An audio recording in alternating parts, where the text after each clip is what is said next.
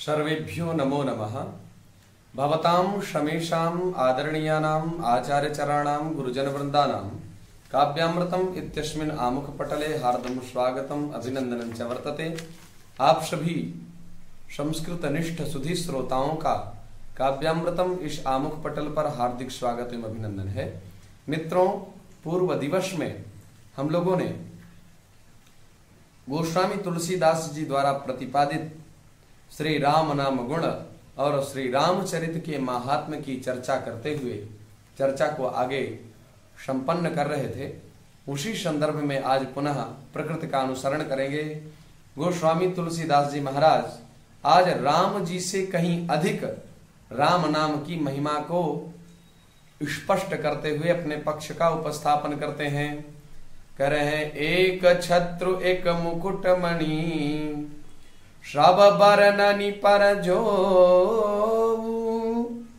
तुलसी रघुबर नाम के वरन विराजत दो। अर्थात राम नाम में दो अक्षर हैं। अगर हिंदी की दृष्टि से देखा जाए तो गोस्वामी तुलसीदास जी करें कि दो अक्षर हैं राम नाम में। संस्कृत वाले कहेंगे नहीं, चार अक्षर हैं। कैसे? तो वो राम शब्द की अनुपूर्वी बताएंगे। रकार उत्तरवर्ती, आकार उत्तरवर्ती, मकार उत्तरवर्ती, अत्व, ये राम शब्द की अनुपूर्वी होगी। तो कहा राम नाम में दो अक्षर हैं, रकार और मकार। तो कह रहे रकार छत्र स्वरूप है और मकार मुकुट मणि स्वरूप है। एक छत्रु एक मुकुट मणि सब वर्णन पर जो। सभी वर्णों पर जो रकार है वो छत्र रूप है। जब ऊर्ध्व गति होती है रेफ की तो अचाम दृष्ट्वा अघोयाति, अचाम दृष्ट्वा अधोयाति, हसश्चो परिगच्छति, अवसाने विसर्गस्यात् रेफस्य त्रिविधा गति। रेफ की तीन गतियां होती है। अगर आगे अच पर में है तो अधोयाति, नीचे आ जाता है। तो जब वह नीचे आ जाता है रेफ, तो वह रेफ कैसा होता है? आधार स्वरूप होता है, वर्णों का आधार बन जाता है। और एक मुकुट मणि, एक छत्र, और ये जब अचाम दृष्ट्वा अघोयाति तब आधार रूप। और जब यही रेफ हसश्चो परिगच्छति, हस प्रत्याहार का वर्ण जब आगे पर में होता है तो इसकी ऊर्ध्व गति हो जाती है। तो जब ऊर्ध्व गति होती है तब यह किस प्रकार से होता है? बोले छत्र रूप। जैसे हम लोग धूप से बचने के लिए छाता का प्रयोग करते हैं, ऊपर प्रयोग करते हैं ना, उसी प्रकार से ये रेफ ऐसे वर्णों के ऊपर छत्र के रूप में विराजमान होता है। एक मुकुट मणि, और मकार जो अनुस्वार है ये मुकुट मणि है। अर्थात जिस प्रकार से मुकुट को हम अपने सिर पर धारण करते हैं उसी प्रकार से ये मकार अनुस्वार रूप में समस्त वर्णों के ऊर्ध्व भाग में, शीर्ष भाग में शीर्षस्थ हो जाता है। तो राम नाम के दोनों अक्षरों की भी अद्भुत महिमा है, सब वर्णों में श्रेष्ठ है। समुझत सरिस नाम अरुणामी, प्रीति परस्पर प्रभुवनुगामी, नाम रूप द्विस उपाधि, अकथ अनादि, सुषामुझि साधि, अकथ अनादि, सुषामुझि साधि। अर्थात समुझत, अर्थात समझने में अगर हम चिंतन करें तो नाम और नामी, नाम कौन है? राम। नामी कौन है? प्रभु रामचंद्र जी। तो ये दोनों आपस में एक जैसे प्रतीत होते हैं। प्रीति परस्पर, इनमें बड़ी तारतम्यता है, सामंजस्य है। कह रहे हैं प्रभु अनुगामी, जो राम जी हैं, मर्यादा पुरुषोत्तम दशरथ नंदन श्री रामचंद्र जी हैं, वो रामचंद्र जी राम नाम रूपी स्वामी के पीछे सदैव चलते रहते हैं। जैसे किसी को बुलाया जाए, भैया देवदत्त इधर आओ, तो देवदत्त का हम नाम जैसे ही लेते हैं, देवदत्त तुरंत उपस्थित हो जाते हैं। तो कह रहे प्रीति परस्पर, तो स्वामी कौन हुआ इसमें? देवदत्त नाम, और नामी है देवदत्त, जो अयम मांस पिंड, देवदत्त संज्ञा बोधक। ये जो देवदत्त संज्ञा से संज्ञापित जो मांस पिंड है, वह तुरंत पहुंच जाता है जब हम देवदत्त नाम का स्मरण करते हैं। तो नाम रूप द्वि ईश उपाधि, नाम और जो ये रूप है, ये दोनों ईश्वर की ही उपाधि हैं।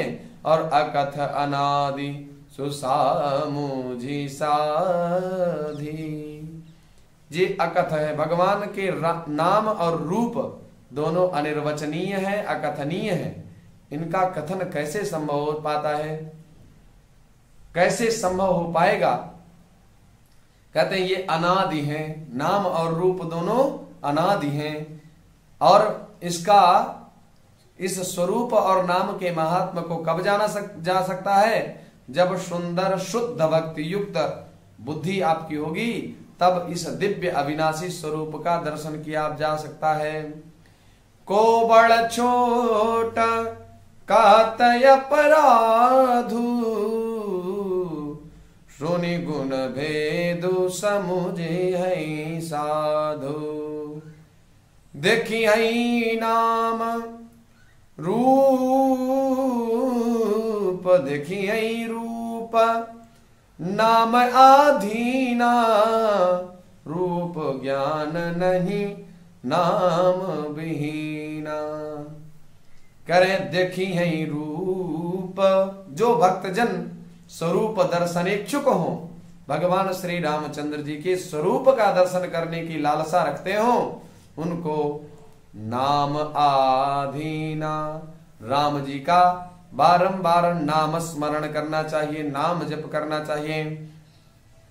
रूप ज्ञान नहीं नाम विहीना, रूप का ज्ञान हो तो सकता है लेकिन नाम विहीना नहीं।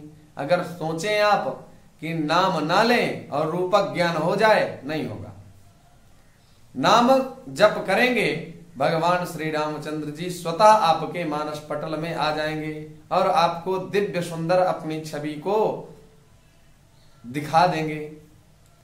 रूप विशेष नाम बिनु जाने, करतल गतना परहि पहचाने।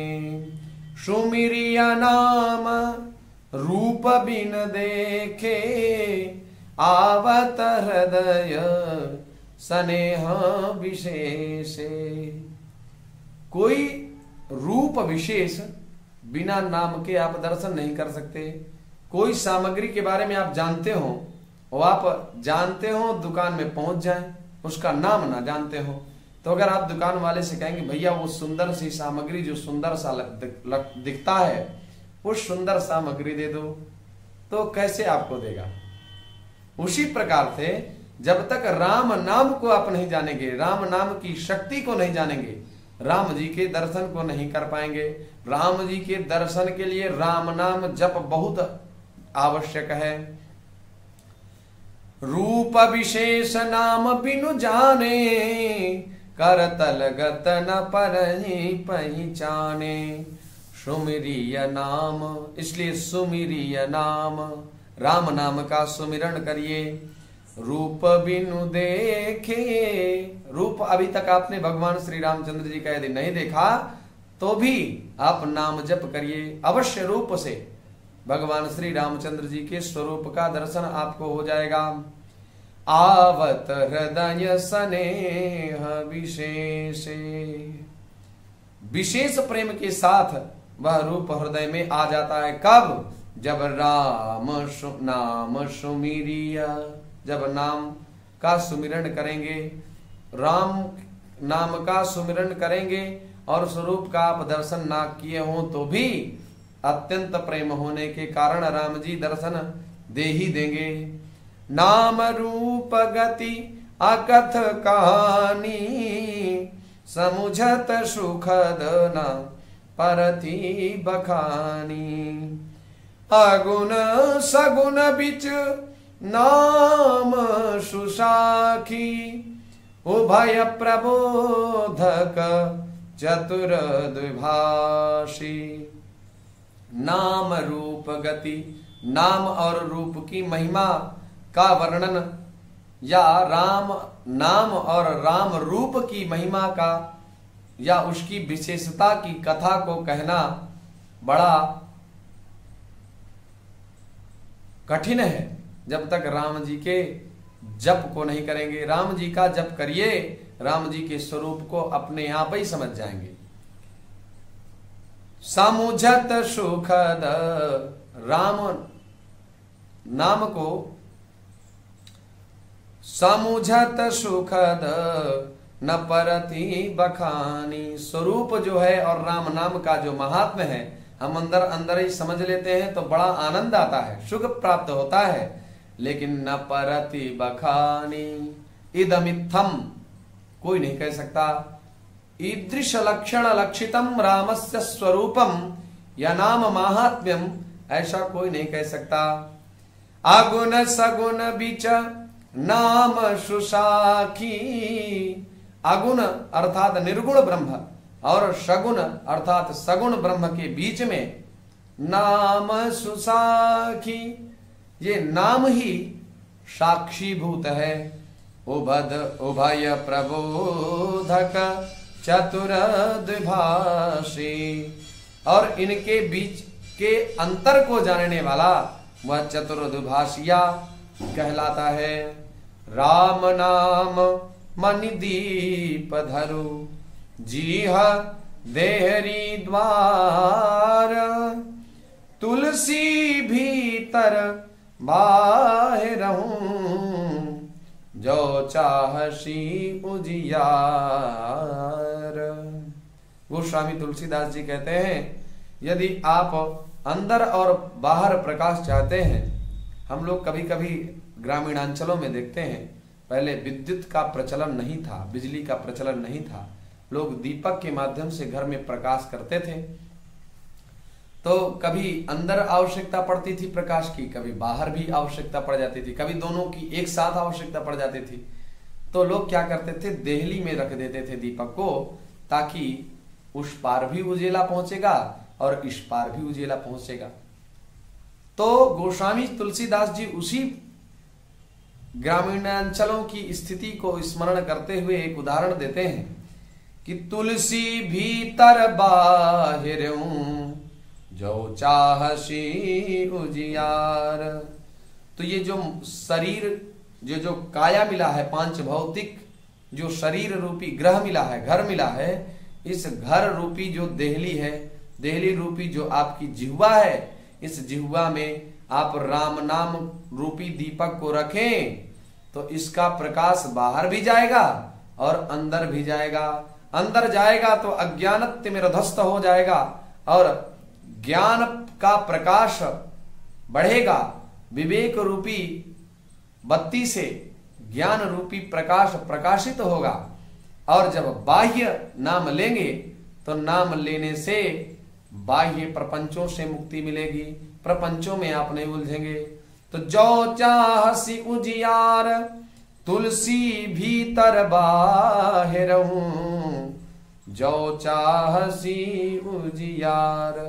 अगर बाहर और भीतर प्रकाश चाहते हो तो ऐसी स्थिति में राम नाम का आश्रय लेकर के राम नाम रूपी दीपक को अपनी जिह्वा रूपी देहली में रखो, जिससे आपका अंतर्मन और बाह्य प्रपंचों से मुक्ति हो जाएगी। नाम जीह जपी जागहि जोगी, बिरति बिरंची प्रपंच वियोगी। ब्रह्म सुख ही अनुभव ही अनूपा अकथ अनामय नाम न रूपा। नाम जिह्वा जपी, अपने जिह्वा में जिह्वा रूपी देहली में राम नाम को ही रख करके जागहि जोगी। इस संसार में जो योगी जन है वो जागते रहते हैं, जागरूक बने रहते हैं। अन्यथा सांसारिक प्रपंच में व्यक्ति फंसा रहता है। विष्णोर माया भगवती यया सम्मोहितम जगत। ये भगवान विष्णु की माया से वशीभूत हो करके सारे मानव प्रपंच में लगे रहते हैं। भगवान विष्णु की माया अत्यंत बलवती है, इसलिए माया से यदि बचना है, माया तो भगवान की दासी है और दासी से बचना है तो स्वामी का भजन करिए। बिरति बिरंची प्रपंच वियोगी।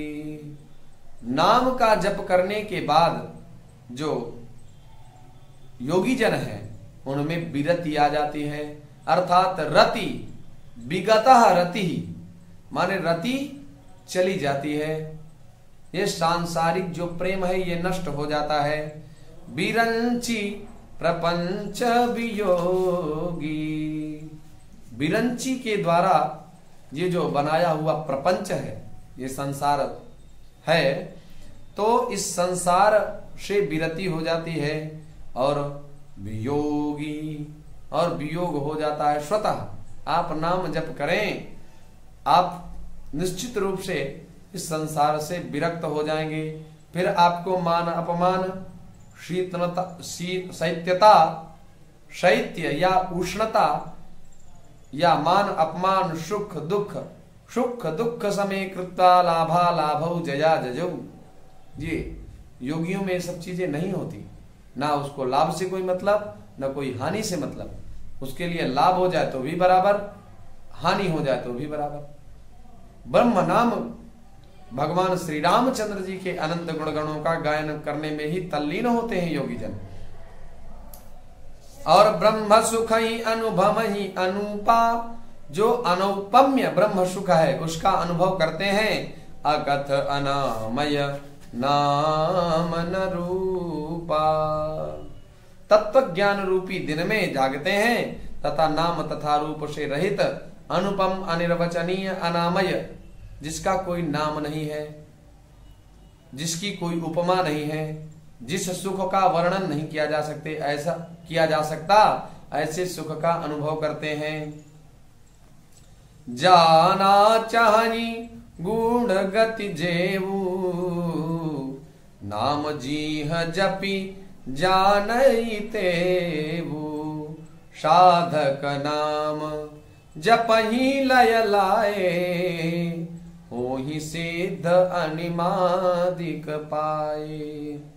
जाना चाहि गूढ़ गति जेऊ, जो परमात्मा के गूढ़ रहस्य को, यथार्थ महिमा को जानना चाहते हैं। नाम जीह जपी, अपनी रसना के माध्यम से नाम का जप करके जानहि तेऊ, वो जिज्ञासु जन नाम को जीभ में जप करके उसे जान लेते हैं। साधक नाम जपहि लय लाए, अत्यंत राग पूर्वक प्रेम पूर्वक जब साधक जन इसका जप करते हैं तो होहि सिद्ध अनिमादिक पाए। तो अणिमा लघिमा इत्यादि जो अष्ट सिद्धियां हैं, इन सिद्धियों को पा करके वो सिद्ध हो जाते हैं। फिर बागेश्वर धाम जी की सिद्धि को प्राप्त, जो बागेश्वर धाम जी को सिद्धि प्राप्त है, उस पर फिर लोग आश्चर्य नहीं करते। ये तप का ही प्रभाव है, भले ही उनके पूर्व जन्म का प्रभाव क्यों ना हो, लेकिन उन्होंने निश्चित रूप से तप किया, जप किया, तभी ना ये सब सिद्धियां प्राप्त हुई। अन्यथा हमें क्यों नहीं प्राप्त हो जा रही है? इसका चिंतन करना चाहिए, कुतर्क नहीं करना चाहिए। जपहि नाम जग आरत भारी, मिटहि कुसंकट होहि सुखारी। राम भगत जग चारि प्रकारा, सुकृति चारिव अनघ उदारा। जपहि नाम जन आरत भारी। संकट से घबराए हुए जो आर्त जन है, आर्त भक्त नाम जप करते हैं तो उनके मिटहि कुसंकट होहि सुखारी। बड़े बड़े कुसंकट, बड़े बड़े महाविघ्न वो स्वतः नष्ट हो जाते हैं और सुख को प्राप्त कर लेते हैं। भगवान श्री रामचंद्र जी सुख की राशि हैं, थोड़ा सा सुख आपको भी दे देंगे और जप करेंगे और दे देंगे। इसी प्रकार से जितना आप जप करेंगे उतना आपको मिलता जाएगा। राम भगत जगत चारि प्रकारा। राम जी के भगत गोस्वामी तुलसीदास जी कहते हैं 4 प्रकार के संसार में मिलते हैं। अर्थार्थी, आर्त जिज्ञासु और ज्ञानी। अर्थार्थी क्या है? जो धन की इच्छा करने वाले हैं। हे प्रभु हमारा व्यापार कैसे चलेगा, व्यापार में अभिवृद्धि हो, इसलिए भी लोग जप तप करते हैं। आर्त, संकट की निवृत्ति के लिए आर्त जन, आर्त भक्त भी जप करते हैं। और जिज्ञासु, भगवान की इच्छा से भगवान को भजने वाले, भगवान को जानने की इच्छा से भगवान को भजने वाले जिज्ञासु कहे जाते हैं। और ज्ञानी, भगवान के तत्व को जानकर या भगवान के तत्व से जानकर स्वाभाविक ही प्रेम से भजने वाले वो ज्ञानी कहलाते हैं। राम भक्त 4 प्रकार के हैं। और चारों ही पुण्यात्मा, पाप रहित, सुकृति चारियों अनघ उदारा।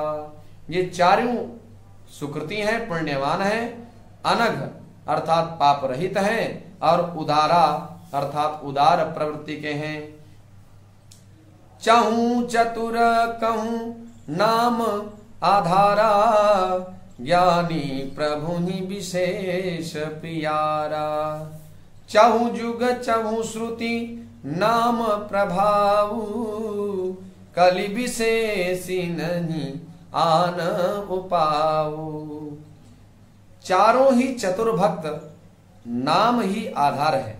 चारों चतुर भक्तों को नाम का ही आधार है। ज्ञानी प्रभु ही विशेष प्यारा।